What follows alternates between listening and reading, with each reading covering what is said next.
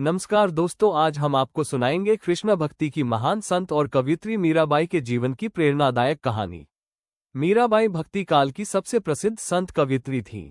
उन्हें भगवान श्री कृष्ण की अनन्य उपासिका माना जाता है। उनका जीवन स्त्री शक्ति, भक्ति और त्याग का प्रतीक है। मीराबाई का जन्म 1498 ईस्वी में राजस्थान के मेड़ता, पाली जिले में हुआ था। उनके पिता का नाम रतन सिंह राठौर था। बचपन से ही मीरा भगवान कृष्ण के प्रेम में लीन रहती थी।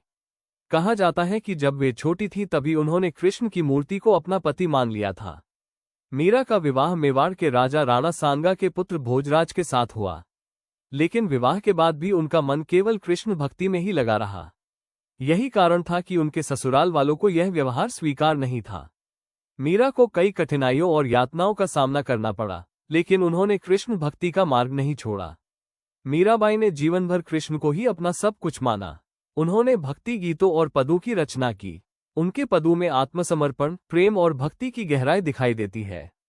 उनकी रचनाओं में भगवान कृष्ण को प्रेमी, पति और सर्वस्व के रूप में चित्रित किया गया है। मीराबाई की प्रमुख रचनाएं: मीरा के पद गीत गोविंद, टीका नृत्य गोविंद। उनकी कविताओं ने भक्ति आंदोलन को नई दिशा दी। आज भी उनके पद भजन के रूप में गाए जाते हैं। मीराबाई का निधन 1547 ईस्वी के आसपास द्वारका, गुजरात में हुआ। कहा जाता है कि वे कृष्ण की मूर्ति में समा गईं और श्री कृष्ण से साक्षात मिलन कर लिया।